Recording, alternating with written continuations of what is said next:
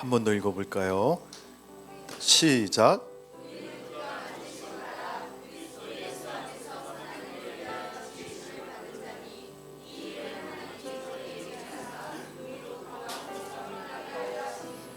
아멘. 우리 선한 일을 위하여 지으심을 받았습니다라고 앞뒤 분들하고 악수하시면서 인사하겠습니다. 한 명 더 인사하겠습니다.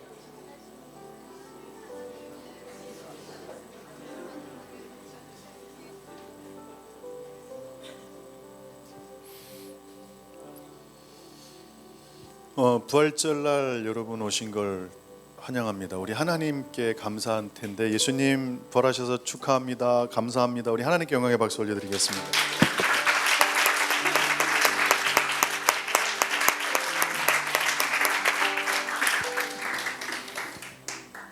주님이 다시 오시겠지만 그 전에 오시기 전에 이 부활절 오늘이 역사상 가장 중요한 절기라고 볼 수 있습니다. 6월절이나 많은 절기들은 예표입니다. 그림자입니다. 그게 완성됐습니다. 6월절의 그 놀라운 비밀이 예수 그리스도를 통해서 다 해결됐습니다. 이제 초막절과 속죄절, 나팔절이 성취가 될 겁니다. 기대합니다. 우리 주님 다시 오실 걸 기대하면서 다시 한번 박수 쳐드립시다.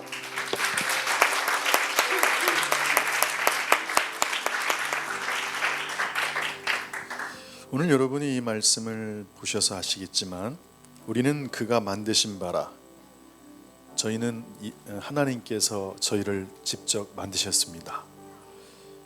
그리스도 예수 안에서 왕 대신 그리스도 메시아, 왕 대신 예수 안에서 선한 일을 위하여 지으심을 받았다. 그러니까 저희 예수 믿는 사람들은, 특별히 예수 믿든 안 믿든 이 땅에 있는 모든 인간들은 삶의 분명한 목적을 가지고 태어난다는 겁니다. 그 목적은 예수님 안에서 선한 일을 위하여 지으심을 받았다라는 뜻입니다. 그래서 여러분, 어떤 사람도 사고로 태어난 존재는 없습니다. 우연히 태어난 사람도 없습니다. 실수로 태어난 사람도 없다는 걸 여러분 믿으시길 소망합니다. 여러분 인생에서 그러한 잘못된 개념이나 그런 느낌을 누군가로부터 받았다면 오늘 예수 그리스도 이름으로 그 저주들이 다 쫓겨나갈지어다.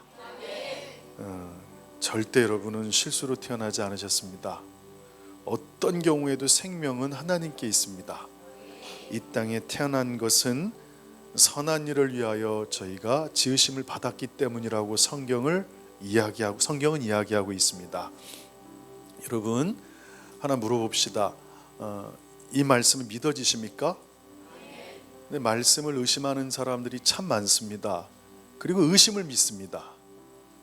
다시 한번 말씀을 의심하고 의심을 믿습니다. 하나님의 말씀이 이렇다는 걸 의심하고 본인이 생각하는 뭐가 의심을 믿어버리는 세대가 됐습니다. 이게 마지막 때의 현상입니다. 여러분들은 말씀이 이렇다면 이게 주님의 법입니다.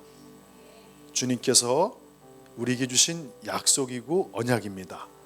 이것을 확실히 붙잡길 소망합니다. 세상 누가 뭐라 그래든, 여러분의 자아가 뭐라고 속삭이든, 주변에 어떤 사람이 뭐라 해도 아무 상관없습니다. 말씀이 진리입니다. 이 말씀이 그렇다면 그런 겁니다. 오늘 여러분의 생각들이 주님 안에서 깨끗하게 되고 정직하게 다시 세워지기를 주님의 이름으로 축복합니다. 하나님은 여러분이 태어날 때부터 분명한 계획을 갖고 있다는 사실을 기억하십시오. 우리는 어떤 선한 일을 위해서 지음을 받았습니다. 이 세상을 살아가는 시간이 그래서 의미가 있는 겁니다. 아무도 이 세상에 그냥 왔다 그냥 가는 게 아닙니다. 하나님은 모든 사람이 왜 태어났고 그 인생 기간 동안 무엇을 해야 되는지에 대한 분명한 목적을 주신 겁니다. 저희는 참 감사한 게 많은 세상의 사람들은 예수님을 모르기 때문에 인생에 태어난 이유를 알지 못하고 살아갑니다. 그러나 성경은 분명히 얘기합니다. 우리는 주님의 하나님의 창조로 만들어졌고 창조주의 능력으로 그리스도 예수 안에서 선한 일을 위해서 지음을 받았다라고 분명히 얘기하고 있습니다. 예수 안에 여러분이 머물 때 우리가 어떻게 지음 받았는지에 대한 분명한 계시를 오늘 받을 줄 믿습니다. 요즘 이런 문구가 많이 유행하고 있습니다. 삶은 속도가 아니라 방향이다. 이거 참 진리입니다. 이게 어디서 나왔는지 모르겠는데 요즘 많이 SNS에 떠돌고 있습니다. 삶은 속도가 아니라는 겁니다. 방향이라는 겁니다. 방향이란 말에는 분명히 이 단어가 포함되어야 됩니다. 목적지. 목적지가 없는 방향은 없습니다. 방향이란 말에는 목적지가 분명하다는 것을 내포하고 있습니다. 우리가 지금까지 살아갈 수 있는 이유는 바로 그 방향 때문입니다. 우리가 유념해야 될 것이 바로 목적지라는 사실입니다. 이게 성경의 기본적인 진리입니다. 여러분이 이제 아이들을 이렇게 키우다 보면 자전거를 이제 타게 됩니다. 자전거를 배우는 아이들을 잘 살펴보면 어떤 특징이 있습니다. 아이들은 처음에 자전거 탈 때 기우뚱거리면서 자주 엎어집니다. 균형을 잡지 못합니다. 좀 시간이 지나는데 그 이유를 잘 살펴보면 여러 가지가 있겠지만 가장 본질적인 이유는 그 아이들이 자전거를 탈 때 바로 눈 앞만 보고 자전거를 탄다는 겁니다. 자전거를 바로 여기만 봅니다. 눈의 초점이 눈 바로 앞에 고정되어 있기 때문에, 그래서 저는 자전거를 아이들 가르칠 때 꼭 저 발치를 보라고 얘기합니다. 아들아 딸아 5m 이상 떨어진 데를 봐야만 너희가 자전거를 잘 탈 수 있을 것이다. 아이들이 그렇게 또 따라합니다. 그러면 계속 엎어졌던 아이들이 균형을 잡고 이렇게 좀 기웃거리지만 갑니다. 그러나 며칠 뒤에 다시 또 자전거를 타러 가다 보면 또 엎어지기 시작합니다. 영락 없습니다. 바로 눈앞만 봅니다. 겁이 나기 때문입니다. 그래서 다시 얘기합니다. 반복적으로 조금 멀리 봐줄 수 있니? 그러면 조금 더 멀리 봅니다. 신기하게 또 자전거가 갑니다. 아이들이 자전거를 넘어뜨리지 않고 이제 즐기게 됩니다. 지금은 나이들이 애들이 들었고 자전거를 이제 여유 있게 타는 때가 된 것 같습니다. 멀리 볼 수 있는 여유가 생겼습니다. 처음 운전하시는 분들도 마찬가지입니다. 왜 사고가 많이 나느냐? 여러분 운전을 오래 하다 보면요 바로 앞에 신호만 보는 게 아닙니다. 그 앞에 신호, 그 앞에 신호, 저 앞에 신호까지 봅니다. 그리고 쌍방을 다 봅니다. 어떤 차가 들어올지, 심지어는 골목에서 뭐가 들어올까지 다 예측을 합니다. 이게 왜 그러냐면 시간이 지나면 시야가 넓어지기 때문입니다. 멀리 보게 됩니다. 그래서 안전하게 방어 운전을 할 수 있습니다. 많은 경우에 사고 나는 경우가 바로 앞에만 보기 때문에 사고 나는 경우가 많습니다. 자신의 운전을 또한 과신해서도 사고가 나긴 합니다. 오늘 자전거나 이렇게 자동차를 제가 예로 들었지만 여러분 인생이 똑같습니다. 모든 인생은 가야 되는 그 방향이 분명하고 목적지가 있습니다. 어떤 사람들은 계속해서 넘어집니다. 엎어집니다. 그 이유는 단순합니다. 바로 눈앞에 있는 것만 보기 때문에 그렇습니다. 이게 마지막 때 현상이라고 주님이 가르쳐 주셨습니다. 주님께서는 이 땅에 있는 모든 백성들에게 가야 될 길을 말씀해 주셨습니다. 궁극적으로는 킹덤 오브 헤븐, 하나님 하늘의 왕국, 천국으로 가는 게 우리의 방향이 분명합니다. 또 그 다음에 그거보단 좀 가까운 게 하나님의 왕국이 이 땅에 임하는 그런 방향성을 분명히 제시하셨고, 제자들에게 얘들아 모든 민족으로 나라들을 제자 삼아라라고 주님께서 그림을 아예 그려주셨습니다. 그런데 마지막 때 그들이 많이 쓰러지게 될 것이다. 그 이유는 그들이 생활의 염려로 무너질 것이다. 그들이 삶의 걱정들로 어려워질 것이다. 그래서 그들이 하나님이 주신 그 멀리 있는 데스티네이션, 그 방향을 못 설정하고 인생이 바로 앞에 있는 것들에 초점을 맞춰서 계속 가다 보면 쓰러지게 될 것이다. 결국 방향도 놓쳐버리고 목적지도 놓쳐버리고 내가 이 땅에 왜 살아가는지도 놓쳐버리고 눈앞에 있는 것 때문에 엎어지게 될 것이라고 주님이 분명히 말씀해 주셨습니다. 저는 우리 예수생명교회 성도들이 정말 다시금 이번 부활절을 계기로 여러분이 조금 시야를 넓혀 보시길 바랍니다. 내가 여기 왜 살고 있는가? 이 땅에서 정말 살아가는 이유가 뭔가? 내가 왜 존재하고 하나님이 나를 왜 만드셨는가? 그거에 대한 진지한 물음이 사실은 필요합니다. 광야 40년 동안 이스라엘 백성들에게는 정말 긴 시간입니다. 남의 이야기 같을 수 있어요. 그러나 해외 생활 제도 저도 한 5, 6년 해봤기 때문에 남의 땅에서 수년간 산다는 게 정말 고통스럽습니다. 그런데 그들이 40년이란 기간을 통과할 수 있었던 이유는 하나입니다. 가야 될 곳이 분명했기 때문입니다. 가나안이 있었기 때문입니다. 여러분, 오늘 여러분 인생에서 하나님은 여러분의 모든 삶에 목적이 있다는 걸 명심하시고, 그리고 여러분 각자가 가야 될 길이 분명하다는 겁니다. 근데 여러분이 그 길을 발견하게 되면 눈앞에 벌어지는 문제가 발생을 해도 견딜 힘이 생깁니다. 하나님이 허락하신 그 본향, 이 땅에 수많은 사람들이 죽어갔습니다. 통계상 한 1억 정도가 순교당했다고 얘기합니다. 예수 믿는다는 이유 하나만으로 우리나라 인구의 2배나 되는 사람이 2000년 역사 동안 목배임을 당했습니다. 그들이 신앙을 지킬 수 있었던 이유는 무엇이고, 자신들의 식구 가운데 누군가 죽임을 당했을 때 그 고통을 인내하면서 계속 인생을 살아갈 수 있었던 건 무엇일까? 우리 예수 믿는 사람에게는 반드시 가야 될 곳이 있습니다. 그게 하나님이 계신 곳입니다. 그 목적지가 분명했기에 그들은 그 어려움을 통과할 수 있었습니다. 오늘 여러분 인생의 목적지가 분명하시길 소망합니다. 그 목적지, 내가 이 땅에 왜 살아가는지에 대한 분명한 이유를 여러분이 붙잡기를 소망합니다. 그러면 견디게 될 겁니다. 참게 될 것 같습니다. 어디로 가는지 확실하게 인식하게 됐을 때 40년이란 시간을 이겨나갈 수 있었던 것이 성경에서 이야기해 주고 있는 것입니다. 오늘 이 세상을 살아가는 여러분, 저희는 영원한 하나님 나라로 갈 것입니다. 저는 이 땅에 하나님의 왕국이 임하는 걸 정말 보고 싶습니다.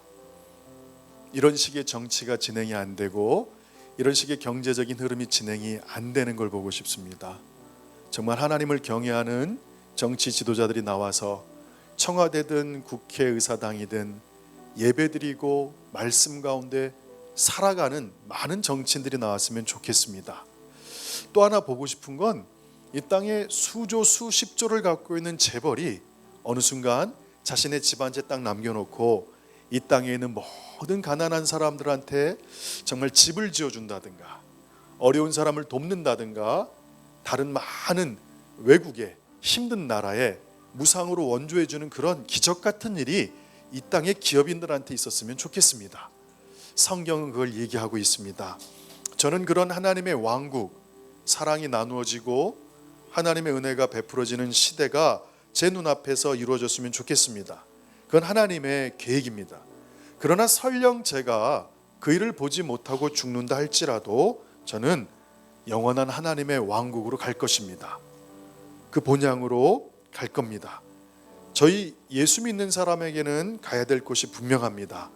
하나님이 계신 곳이 바로 그곳입니다.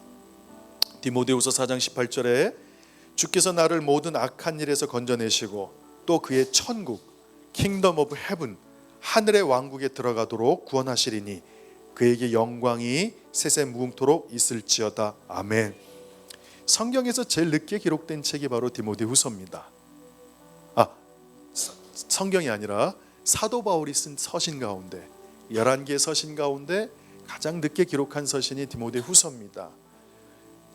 이제 바로 죽기 직전에 감옥에서 사도 바울이 기록했던 이 말씀을 기억하십시오. 예수님께서 나를 모든 악한 일에서 건져내셨습니다. 이제 나는 영원한 하나님의 나라로 들어가도록 구원하실 것입니다. 하나님께 영광이 세세 무궁토록 있기를 소망합니다. 바울은 하나님의 왕국을 선포했습니다. 하나님께서 하라고 하신 일을 감당했습니다. 이 하나님의 왕국, 천국은 정말 우리가 생각하는 하나님의 나라의 원형입니다. 저는 여러분에게 이 천국의 소망이 있기를 소망합니다. 이 땅에서도 하나님의 왕국이 임하는 걸 보고 싶고, 설령 그렇지 않다 하더라도 그분의 나라에 여러분들이 들어가기를 소망합니다. 사도 바울은 그 끝을 봤습니다. 어디로 갈 것인지, 그리고 이 땅에서 뭘 해야 될지를 분명하게 얘기해 주고 있습니다. 사도행전 20장 24절 한번 펴보시기 바랍니다.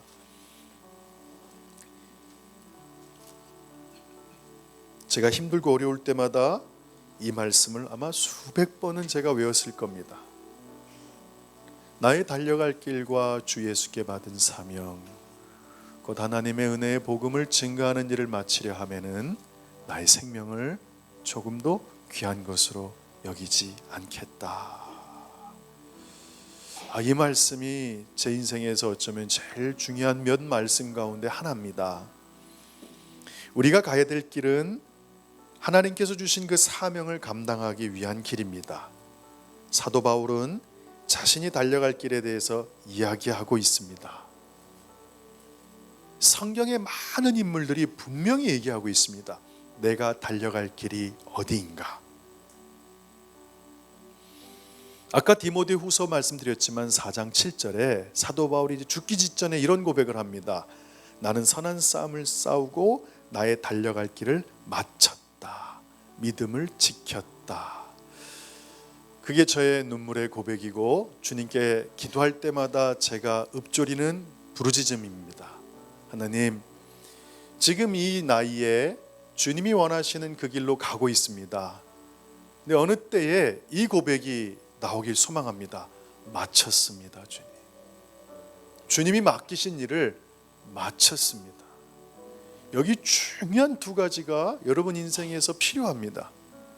분명히 여러분이 가야 될 길이 무엇인지를 아셔야 됩니다. 그리고 그것도 중요하지만 더 중요한 건 제가 그 길을 마쳤습니다라는 고백이 있어야 됩니다. 이게 여러분의 인생의 화두가 되어야 됩니다. 하나님, 제가 어디로 가야 됩니까? 제가 달려갈 길이 어디입니까에 대한 분명한 계시를 받으셔야 됩니다. 인생은 속도가 아닙니다. 방향입니다. 어디로 달려가느냐가 중요한 겁니다. 그리고 그 방향까지 도달해야 됩니다. 맞춰야 됩니다. 여러분이 막 대한민국을 변화시키는 그런 사명이 있을 수도 있고, 아니면 여러분의 비전이 개인적인 한 가정으로 머물 수도 있습니다. 어찌 됐든 상관없습니다. 여러분, 내가 왜 이 땅에 태어났는지에 대한 분명한 목적을 찾으셔야 됩니다. 아멘. 그 다음에 여러분, 이런 고백이 여러분 인생에서 있어야 됩니다. 어느 때가 됐을 때 마쳤습니다. 저는 그날이 오기를 소망합니다. 정말로 지금 달려가고 있습니다. 어떻게 된 게 나이가 들수록 일이 더 많아진다는 사실을 깨달았습니다. 그래서 요즘 제가 조금 템포를 조절하고 있습니다. 빨리 가는 게 중요한 게 아니다. 정확한 길로 가야 된다. 방향을 정확히 설정해야 된다. 돌아갈 필요 없다. 4-5개 좋은 일 하다가 나에게 허락하신 가장 중요한 일 놓칠 바에는 4-5개 좋은 일 못 하더라도 그 한 가지만이라도 제대로 하자. 그게 제 인생의 지금 방향이 되고 있습니다. 여러분들 명심하십시오. 여러분이 눈을 감거나 눈을 감기 몇 년 전에 이 고백이 있어야 됩니다. 저는 그 싸움을 싸웠습니다. 그리고 나의 달려갈 길을 마쳤습니다. 사도 바울이 얼마나 여러분 부러운지 모릅니다. 사도 바울은 자신이 달려갈 길을 분명히 알았습니다. 근데 성경에 놀랍게도 사도행전 13장 25절을 한번 또 펴보십시오.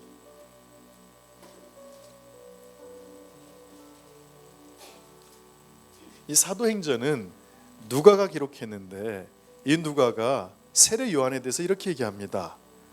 한번 여러분 읽어볼까요? 13장 25절입니다. 다 같이 시작.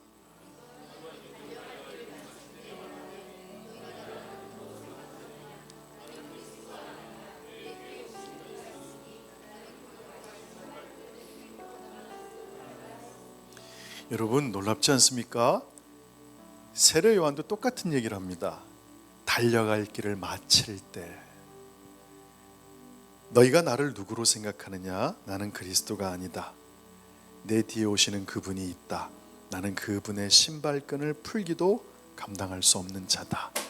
이 고백이 언제 나왔냐면 세례 요한이 그 일을 마칠 때쯤 언급된 고백입니다.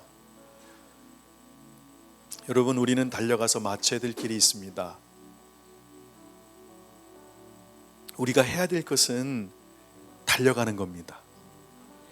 그리고 감당해야 할 일을 마치는 겁니다. 그러면 누군가가 하나님의 사명이 마쳐지도록 또 우리를 대신해서 달려가게 될 것입니다. 할렐루야. 아멘. 저희 동네에 부동산이 있습니다. 예전에 집을 얻기 위해서 그것을 방문했을 때 사무실 벽에 신문기사가 몇 개 이렇게 붙어 있습니다. 유심히 읽어보니까 사장님 사진이 딱 나왔는데 결승전을 통과하는 사진이에요. 밑에 뭐라고 써있냐면 춘천 마라톤, 마라톤 완주하시는 장면입니다. 42.19m를 달려야 되는데 지난주에 동아 마라톤이 있었잖아요. 월요일날 그 앞을 지나가다가 딱 사장님을 만났어요. 한마디 했죠. 사장님 이번에도 뛰셨습니까? 그랬더니 씩 웃으시더라고요. 그랬더니 네 그러시는 거예요. 와우, 힘들지만 달려가는 겁니다. 고되지만 그 길로 가는 겁니다. 그러나 달려가되 여러분 방향이 분명해야 됩니다. 여러분 인생의 방향이 흐트러지면 그 인생은 참 불쌍해집니다.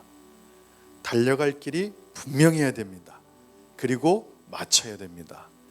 저는 이 고백을 참 많이 합니다. 하나님, 곁으로 새는 일이 발생할 때 막아주시고 달려갈 수 있도록 도와주시고 제가 어느 때에 하나님 마쳤습니다라는 고백이 있게 도와주십시오.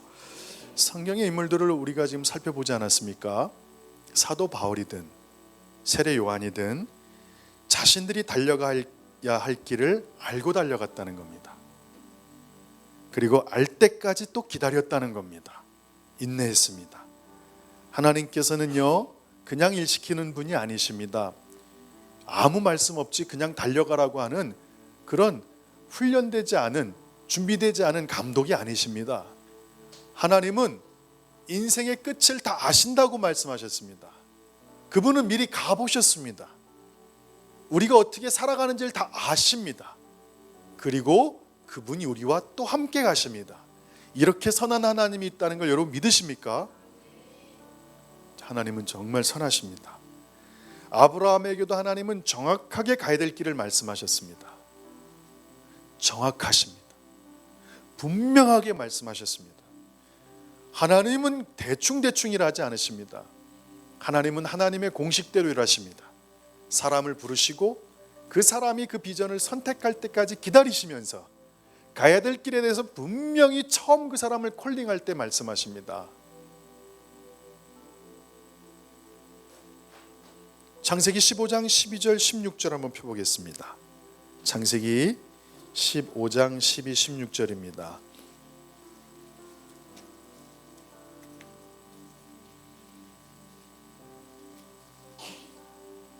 (12절에서) (16절까지) 한번 저희가 읽어볼까요? 해질 때에. 준비 시작.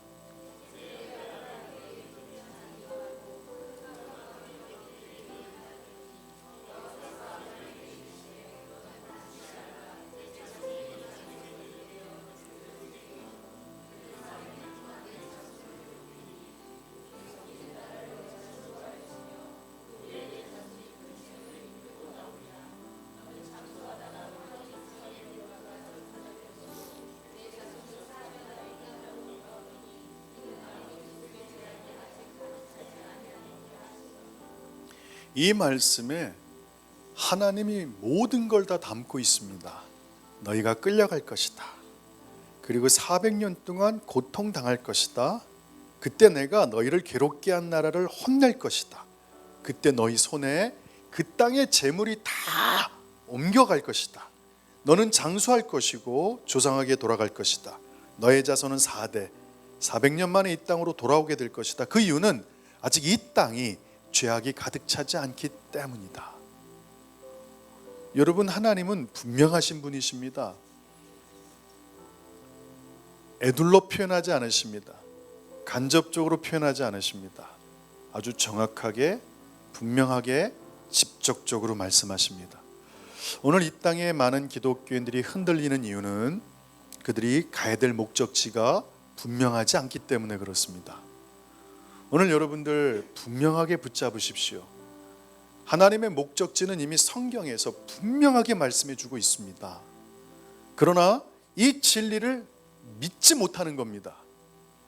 그리고 많은 사람이 그 믿지 못하는 의심을 믿어버립니다.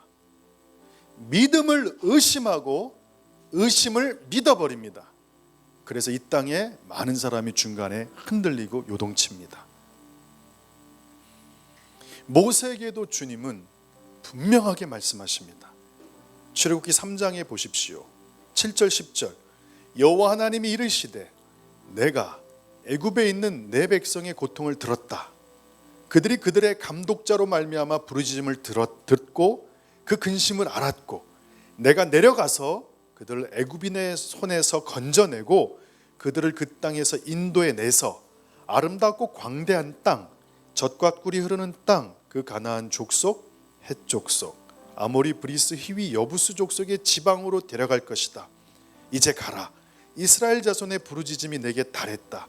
애굽 사람이 그들을 괴롭히는 학대도 내가 보았으니 이제가 내가 너를 바로에게 보내어 너에게 내 백성 이스라엘 자손을 애굽으로 인도하여 내게 하리라. 어찌 보면 아브라함과 모세의 목적지가 분명합니다.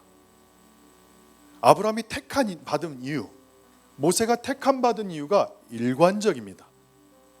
그러나 시대가 400년이 지난 다음에 누군가는 그걸 마쳤고 누군가는 또 마치기 위해서 일어났다는 겁니다.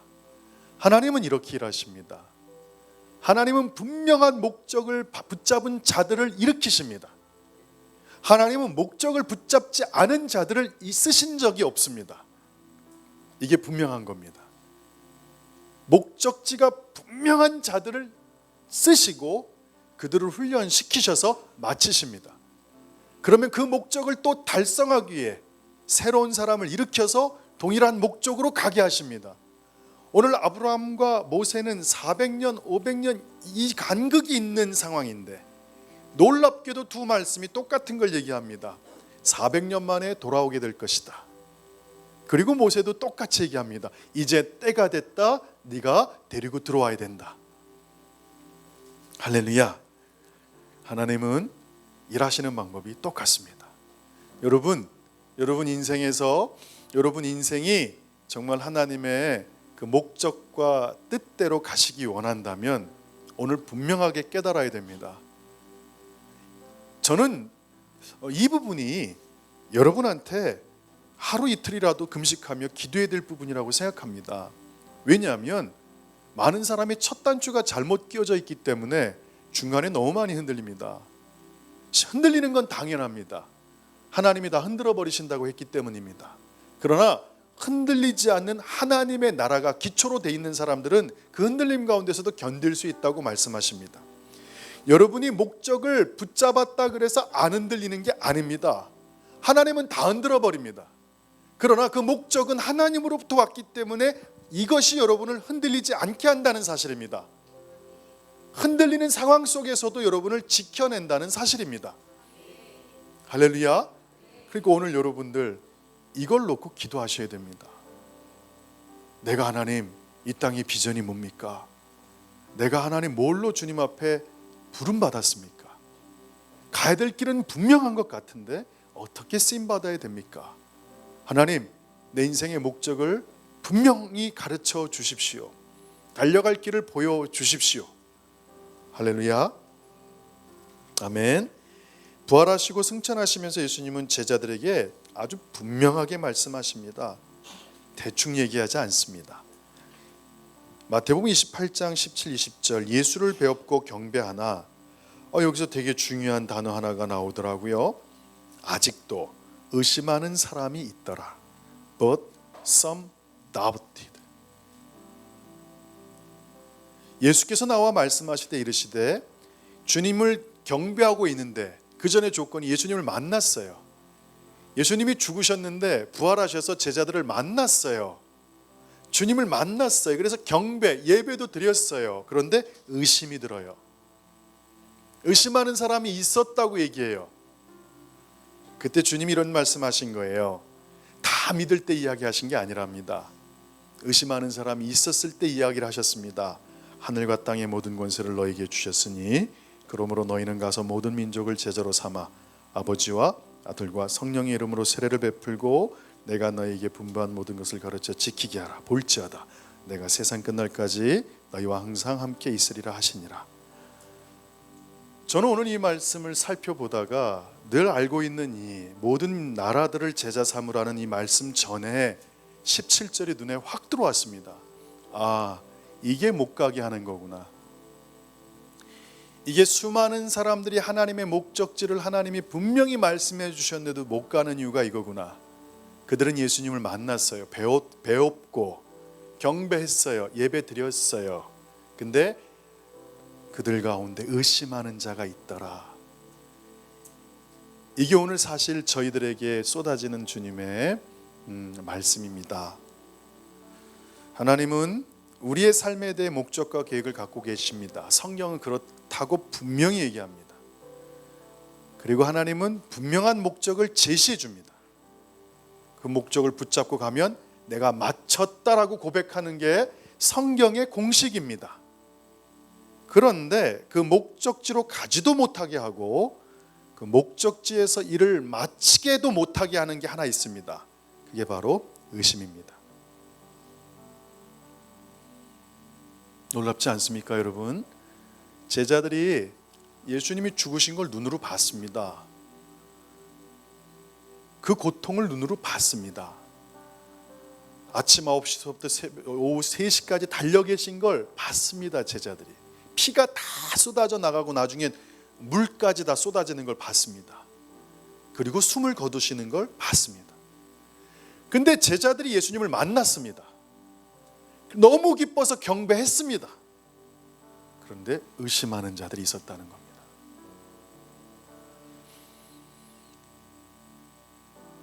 의심은 자신감을 가지지 못하게 합니다. 의심은 여러분에게 허락된 그 일을 감당할 잠재력을 제한시킵니다. 못 가게 주저하게 만듭니다. 의심은 하나님께서 계획하신 최선의 것을 사실 놓쳐버리게 합니다. 개인적으로 제가 의심이 없는 사람인 것 같습니까? 아닙니다. 저도 의심이 무척 많은 사람입니다.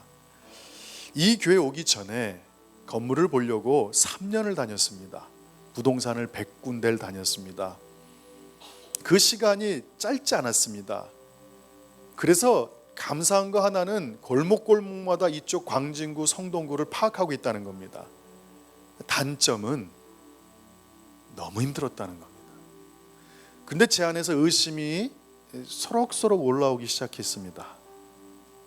그 의심이 올라와서 예전 건물에 집주인이 위에를 전세로 가져갈 생각이 있냐 얘기하더라고요. 근데 저희가 딱 전세금이 있었어요. 1억 정도가 있었어요. 전세금이, 교회 돈이. 생각을 했죠. 그럼 그 건물을 그냥 쓰고 위에를 교육관으로 그냥 써서 건물 통째를 그냥 쓸까? 근데 주님은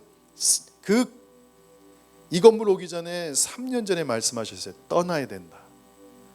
반드시 떠나야 된다. 분명하게 들었어요. 그런데 그 3년이라는 시간이 기니까 제 안에서 계속해서 타협이 생기더라고요. 의심이 생기더라고요. 그럴 때마다 저희 아내가 저를 툭툭 쳐줬습니다. 받은 대로 가라고, 주님 음성 들은 대로 가라고, 그 약속을 붙잡으라고. 근데 하나님, 어떻게 된 게 건물을 부동산 100군데를 다니는데 안 나타납니까? 왜 안 나타나죠? 이런 건물이 몇 군데 있었어요. 그 하나가 저쪽에 있는 저쪽 성수동 쪽에 제일은행 빌딩 2층이었어요. 또 하나는 저 아차산역 쪽에 있는 기원이었어요. 거기에 한 20명 데리고 가서 땅밟기를 합니다. 하나님, 여기가 우리 겁니다. 기도를 막 하면 주님이 안 주십니다. 그리고 또 1년이 지납니다. 그러다가 또 아차산에 나타났습니다. 거기서 또 한 7, 8명 가서 막 기도합니다. 그리고 주님 말씀하십니다. 아무 말씀 안 하십니다. 그리고 1년이 또 지납니다. 그러다 우연히 일로 오게 됐습니다.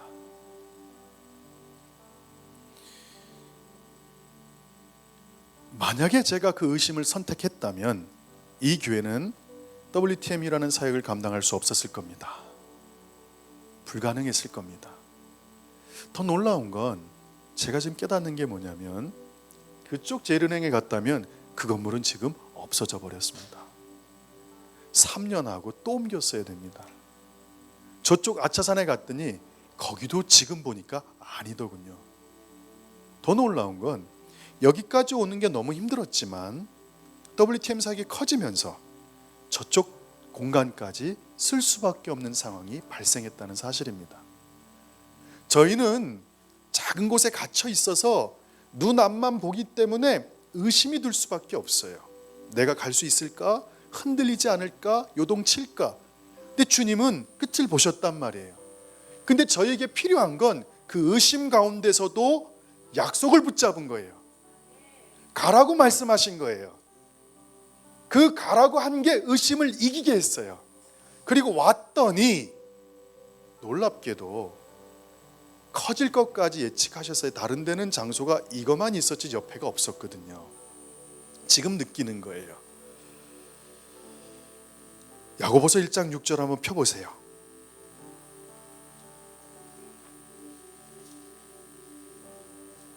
오늘 여러분, 의심은 하나님께서 계획하신 최선의 것을 놓치게 한다는 걸 여러분 기억하십시오. 야고보서 1장 6절입니다. 오직 믿음으로 구하고, 다 같이 읽어볼게요. 시작.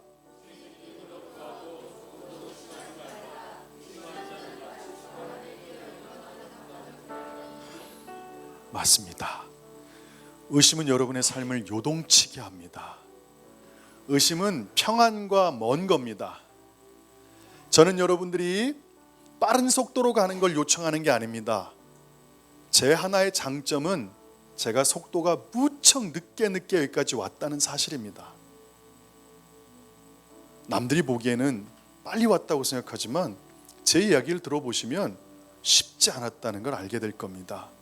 정말 천천히 왔습니다. 그런데 한 가지 제가 깨닫는 건 방향이 정확하면 그 방향 정확한 것이 속도랑 상관없이 더 분명하게 회복시킨다는 사실입니다. 저는 요즘 또 마음속에 의심이 또 올라오기 시작합니다. 여기까지 왔는데 그때 또 주님의 약속을 붙잡는 걸 훈련합니다. 하나님이 하신다 하셨습니다. 하나님이 하실 겁니다. 그래서 그 약속을 붙잡고 의심이 들지만 흔들리지 않는 하나님의 약속을 붙잡았을 때 저는 아마 몇 년 뒤에 또 가서 고백할 겁니다. 맞았다고. 오늘 여러분 의심과 싸우고 있습니까? 의심을 믿지 마십시오. 믿음을 의심하지 마십시오. 붙잡으십시오. 주님이 말씀하시면 3년이든 5년이든 6년이든 기다려야 됩니다. 6년 동안 영국에서 설교를 못하고 있을 때 내 인생은 끝이라고 생각했습니다. 이 말하기 좋은 사람이 아무 말 못하고 6년 동안 갇혀있는 그 감옥 같은 생활. 근데 제가 그 시간을 견딜 수 있었던 건 출발할 때 분명한 약속을 주셨기 때문입니다. 네가 15년이 해외에서 있는 시간이 될 것이다. 그래서 6년을 견뎠는데요. 7년 차쯤 되니까 주님이 뉴질랜드에서 그러시더라고요. 한국 들어가려. 15년이라 그러셨잖아요. 페이크 쓰셨어요 저한테.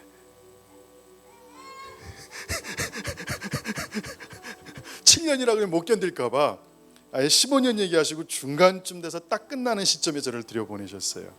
감사하더라고요. 그리고 WTM 사역이 15년 차쯤 돼서 시작되기 시작했어요. 오늘 여러분, 하나님의 공식대로 우리 가겠습니다. 하나님은 약속을 주십니다. 그 약속은 분명한 가야 될 길을 제시해 주십니다. 그럼 우리는 그 길을 분명히 붙잡고 달려가야 됩니다. 결론은 하나님 제가 마쳤습니다라고 고백해야 됩니다. 근데 이 가는 길에 하나가 낍니다. 그게 바로 의심입니다. 의심은 제자들까지도 경험한 겁니다. 저도 경험한 겁니다. 그러나 그 의심을 이길 수 있었던 건 주님의 첫 음성이었습니다. 떠나라, 가라, 내가 책임져 주겠다. 이걸 붙잡으십시오. 눈앞의 상황을 보면 의심이 계속 일어납니다. 그러나 첫 말씀을 붙잡고 끝을 보면 의심이 다가와도 이기림을 주십니다. 오늘 이기림을 붙잡기를 소망합니다. 오늘 이 부활절을 기점으로 하나님 다시 제가 그 길을 보겠습니다 고백하는 놀라운 한 주가 되기를 주님의 이름으로 축복합니다. 제가 기도하겠습니다. 하나님, 예수생명교회 성도들이 상황과 환경 때문에, 문제 때문에 눈앞에 있는 것들로 인해서 흔들리고 요동칠 수 있습니다. 의심이 올라올 수 있습니다. 그때 하나님 첫 주셨던 그 말씀을 붙잡게 하여 주십시오. 기억나게 하여 주십시오. 생각이 고정되게 하여 주십시오. 그래서 달려가야 될 그 길을 바라보고 하나님 요동치는 가운데서도 폭풍치는 가운데서도 흔들리지 않는 이 하나님 배의 키를 붙잡고 하나님 끝까지 견디게 하여 주시옵소서. 그럼 주께서 그 끝나는 날 우리 입술에 하나님 잘 마쳤습니다 이런 고백이 있도록 도와주시옵소서. 내가 나사렛 예수 그리스도 이름으로 명령한다. 우리 예수생명교회 가운데 이 의심의 영이 있다면 지금 당장 너희는 묶임을 풀고 영적인 광야로 떠나갈지어다. 나사렛 예수 이름으로 명하노니 삶 가운데 눈앞에 있는 것들만 보게 하려는 이 미혹의 영들아, 속이는 것들아, 사람들을 급하게 만들고 그 속도 가운데 흔들리게 만드는 것들아, 나사렛 예수 그리스도 이름으로 명령한다. 너희는 지금 당장 영적인 광야로 떠나갈지어다. 감사드리고